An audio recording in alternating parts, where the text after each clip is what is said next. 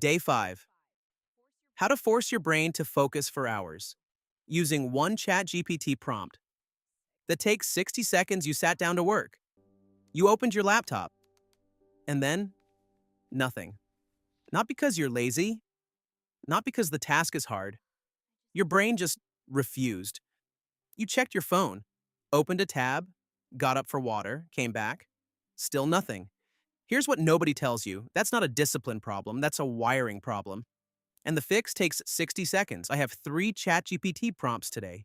Each one solves a different layer of the same problem. Stay until prompt 3, because that one works even when you feel completely burned out and have zero motivation to start. 6 months ago, I had one important task. 1. Write a script for a video I'd been planning for 2 weeks.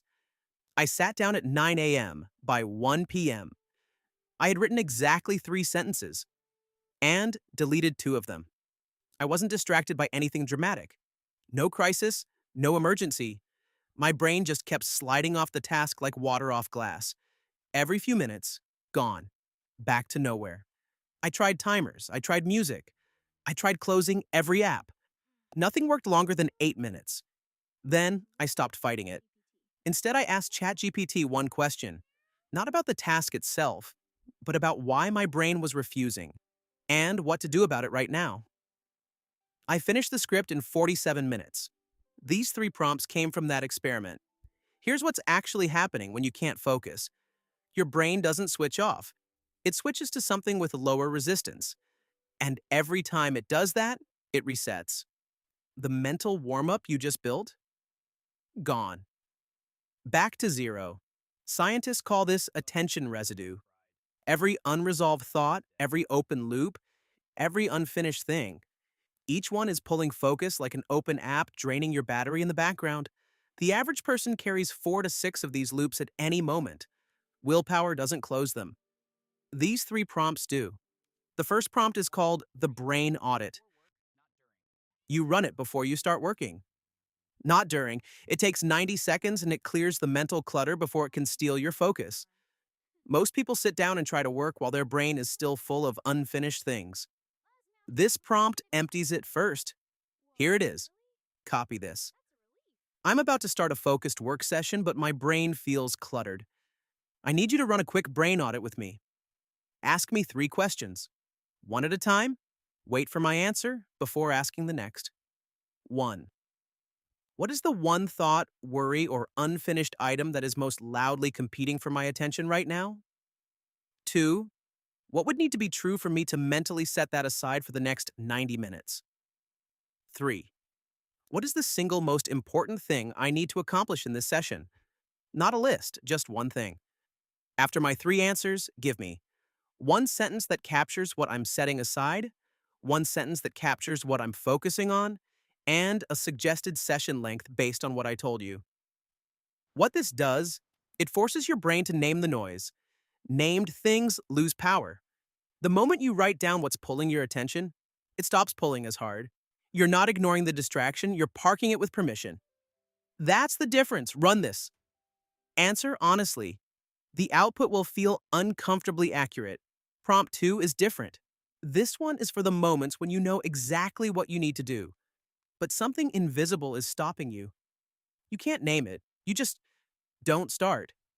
That feeling has a source, and once you find it, it dissolves almost immediately. I call this the Resistance Decoder. Copy this. I need to do this task. Describe your task in one sentence. I know it's important, but I keep avoiding it, and I don't fully understand why. Help me decode my resistance. Based on common psychological patterns, give me the 3 most likely real reasons I'm avoiding this.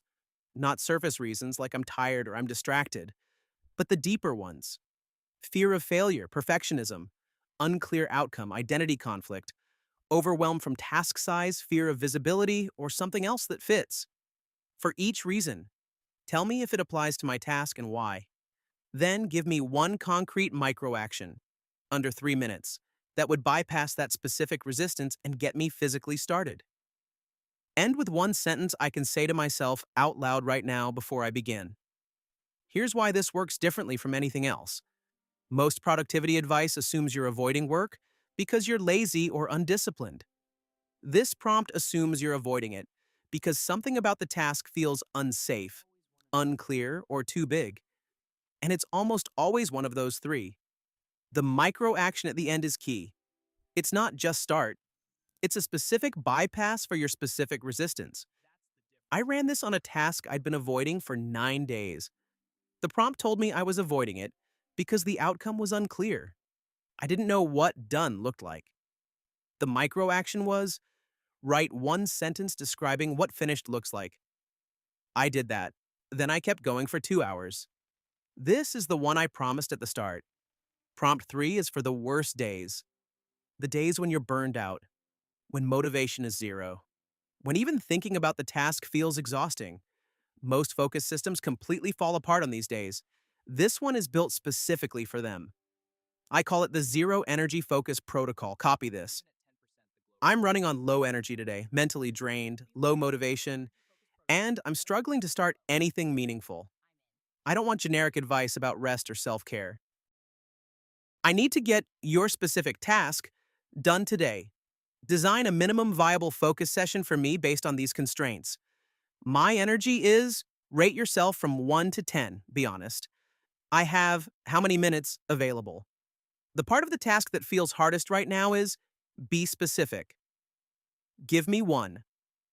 A session structure that matches my actual energy, not ideal energy. 2. The absolute minimum I need to accomplish for this to count as a win today. 3. What to completely skip or simplify without hurting the outcome. 4. A physical setup recommendation.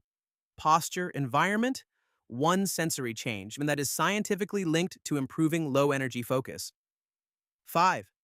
The first physical action I take in the next 30 seconds. The reason this prompt is different from everything else, it starts from where you actually are, not where you should be. Output number 2 is the most powerful piece, the minimum to count as a win. On a low energy day, your brain doesn't need motivation. It needs permission to do less without feeling like a failure.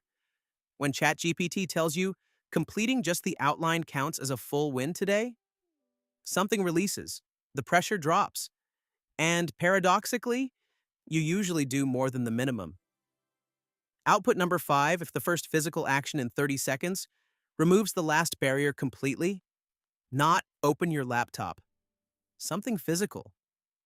Mine once was put both feet flat on the floor, take one breath, and type the title of your document in bold. That's it. I was working within 45 seconds. Here's how to use all three together without overthinking it. Morning before you start, run the brain audit. 90 seconds. Clears the clutter before it becomes a problem. When you're avoiding something specific, run the resistance decoder. Find the real reason. Use the micro action. Start. On bad days, run the zero energy protocol. Design the session around your actual state. Hit the minimum. That's enough. You don't run all three every day. You pick the one that matches what's happening right now. That's the whole system. Today's assignment is simple. Identify the task you've been avoiding most this week, the one you keep moving to tomorrow. Run prompt 2 on it right now. Read the 3 resistance reasons. Do the micro action. Comment day 5 done. And tell me, which of the 3 prompts do you think you'll use most? All 3 prompts are copied in full in the pinned comment below. Grab them. Subscribe. Day 6 is tomorrow. And it's about something almost nobody talks about.